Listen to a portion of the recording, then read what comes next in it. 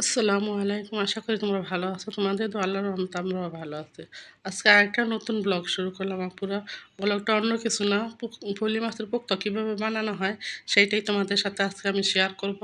এই যে দেখো, প্রথমে ফলি মাছগুলো ভালো করে, এই যে সামনের অংশটা, যে পাখা ফরিগুলো থাকে ওইদিকে একটু মাংস সহ কাটবা। কেটে দেওয়ার পর তারপরে এই যে মনে করো আস্তে আস্তে থেতলিয়ে দিয়ে, থেতলাইলে এই যে মাংসগুলো বের হয়ে যাবে সামনে দিয়া। আবার জুড়তে মনে করো, জুড়তে থেতলে দিলে পুরা এই পলি মাছের চামড়াটা ছুলে যাবে, তাহলে কিন্তু হবে না, বুঝছো? এবার আমি যেভাবে দিতেছি এভাবে আসলে তো আস্তে আস্তে আস্তে থেতলাইতে হবে। এই যে দেখো, সব মাংস বের হয়ে আসছে চামড়া থেকে। এটা যারা যারা তো পলি মাছের পোক্তা খেয়েছো তারা তো ভালোই জানো, আর যারা না খেয়েছো তাদের জন্য এটা, এই ব্লগটা ছাড়া হলো। কারণ আমরা তো প্রায় প্রায় খায়া পুরা, তোমাদের সাথে তো শেয়ার করি না, আজকে শেয়ার করলাম। ভাবলাম তোমাদের সাথে একটু শেয়ার করি পলি মাছের পোক্ত কীভাবে বানানো হয়। এই যে দেখো, আস্তে আস্তে হালকা হালকা করে থেতলায় এই যে চামড়াটা ওই যে উল্টে ফেলাইলাম।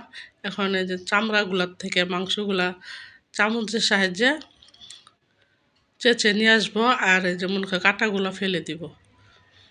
দেখো তোমরা কিভাবে আমি যে চামড়াটা পরিষ্কার করি আর মাংসগুলো কাটা থেকে তুলি। তাহলে আপুর আমার পাশেই থাকো, দেখতে থাকো ফলি মাছের পোক্তাগুলো কিভাবে কি করা হয়।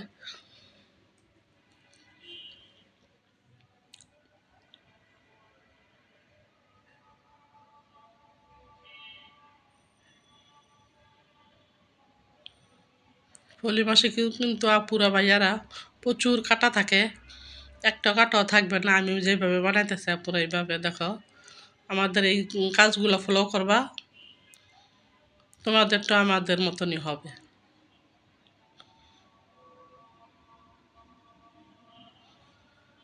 এই যে প্রথমে দেখাইলাম চামড়া থেকে কিভাবে মাংস তোলা হয়, তারপরে মনে করো এই যে কাটা থেকে কিভাবে মাংস তোলা হয়, এটাই তোমাদের সাথে শেয়ার করলাম। এই যে একটা করা শেষ, আরেকটা করে দেখায় পুরা। এই যে দেখো, চামড়া থেকে মাংস তোলা হয়ে গেছে, এখন এই যে কাটা থেকে তুলে নিব।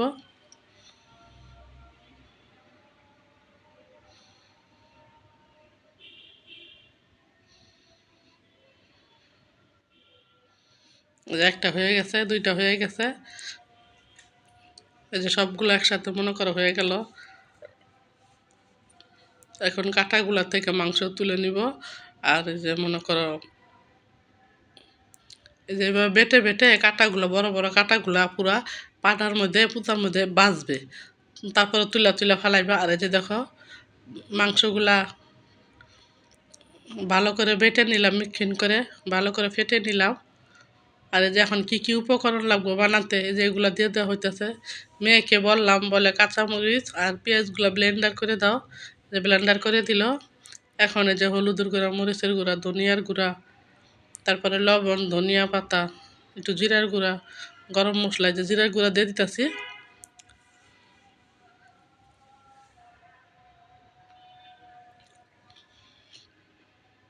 একসাথে সব দিয়া ভালো করে মেখে ওই গোস্তর সাথে মনে করো ভালো করে চটকাইতে হবে। কেউ পাটায় বাটতে পারো, নাহলে কেউ হাতে এইভাবে আমার মতো চটকাইতে পারো। ভালো করে চটকায়ে তারপর ওই যে চামড়াগুলো রাখা হয়েছে পরিষ্কার করে ওগুলার ভিতরে ঢুকাইতে হবে। তাহলে আপুরা দেখতে দেখতে যদি আমার ভিডিওটা ভালো লাগে, আমাকে একটু লাইক শেয়ার, কেমন হয়েছে দেখতে, খাইতে তো আর পারবা না, আমাকে একটু কমেন্টস করবা। ভালো হোক মন্দ হোক, দোনোটাই কমেন্টস করবা, বেশি বেশি লাইক শেয়ার করবা প্লিজ আপুরা। দেশের পরিস্থিতি পুরা ভালো না, তোমরা সবার জন্য সবাই দোয়া করবা, যাতে বিপদ হইতে আল্লাহ উদ্ধার করে, দেশটাকে হেফাজত করে, শান্তিপূর্ণ করে। কত কত ছেলে মেয়ে মারা গেছে, স্টুডেন্ট, আমাদেরই তো ছেলে মেয়ে ভাই বোন, সবাই সবার জন্য দোয়া করবা, এদেরকে আল্লাহ যেন জান্নাতবাসী করে, আর দেশটাকে যেন শান্তিপূর্ণ করে। এই যে দেখো, ওই যে ওই মিশ্রণগুলা এই যে সব একসাথে মিশাইয়া এই যে চামড়াটা বিছানো হইল ফলি মাছের। খালি শুধু ফলি মাছ থেকে কাঁটাটা ফেলা হয়েছে, আর মাথাটা থাকবে না, পুরাটাই পুরা এই পুরা ফলি মাছের মতনই হয়ে যাবে। এই যে দেখো, কথায় আছে না, যেমন গুড় তেমন মজা। তো এই যে দেখো কতগুলা খাটনি কষ্ট করলাম, তো এটা খাইতে তো মনে করো অন্যরকমই মজা লাগবে, এটা তো ভালোই জানো। তোমরা যদি কেউ খাইতে চাও আমাদের বাসায় আসবা বেড়াইতে, বেড়ায় যাইবা। এই যে একটা বানাইলাম, আরেকটা বানায় দেখাই তোমাদের সাথে শেয়ার করি।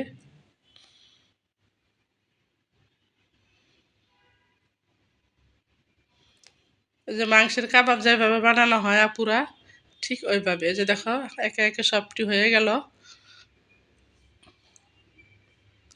এখন এই যে কড়াইটা বসাই দিলাম চুলাতে, তেলগুলা দিয়ে দিলাম, গরম হয়ে যাওয়ার পর এই যে একে একে মাছগুলা দিয়ে দিতেছি, যে কড়াই আর কি লাগে, কারণ সব তার একসাথে দেওয়া যাবে না। এই যে 4টা দিয়ে দিলাম, আর বড় 3টা রেখে দিলাম, ওগুলা আবার পরে দিবে। আর একটা পুরা তোমাদের কথা বলি, এই ফলি মাছগুলো যে দিছো না, এখনই লগে লগে উল্টে ফেলবা, কারণ চামড়াগুলো শক্ত হয়ে গেলে কিন্তু আর কাটতে পারবা না, পিস পিস করতে পারবা না, অনেক কষ্ট হয়ে যাবে এই জন্য। আর ওই যে দেখো একটু শক্ত হয়ে গেছে, সাথে সাথে করতে হয়, দিয়া সাথে সাথেই মনে করো উল্টে কেটে ফেলবা। যারা তো মনে করে এই ফলি মাছের পোক্তা খাইছো তারা তো জানোই, আর যারা না খাইছো তাদের জন্য আর কি বলা হইতেছে আপুরা।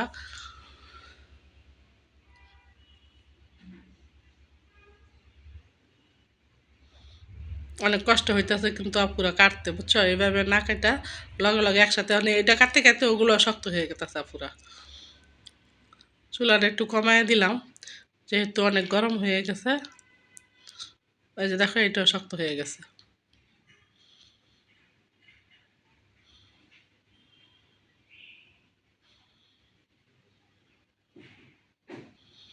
6টা ফলি আপুরা, আমি আর কাজের আপু এগুলা বানাইলাম, আর ছেলের বউ দিকে রান্না করলো।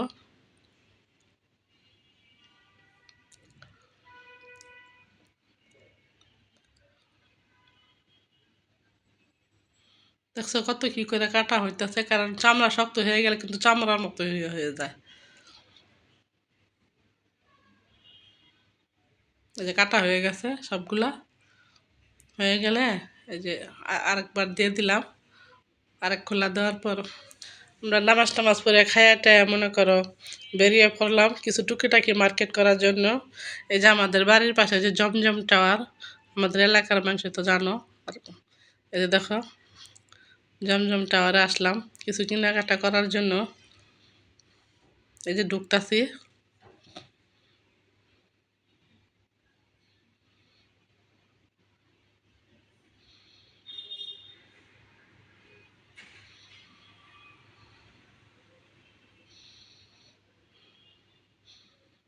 আমরা যে দরকার আসছি ওইটা নিচেই, নিচের ফ্লোরই ছিল, এখানে ঢুকলাম।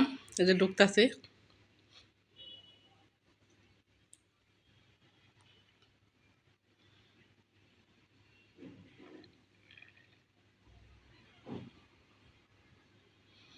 এই দোকানে পুরো আমরা পড়ায় পড়ায় মার্কেট করি, এখান থেকে প্রয়োজনীয় কিছু জিনিস লাগলে এখান থেকেই নেই।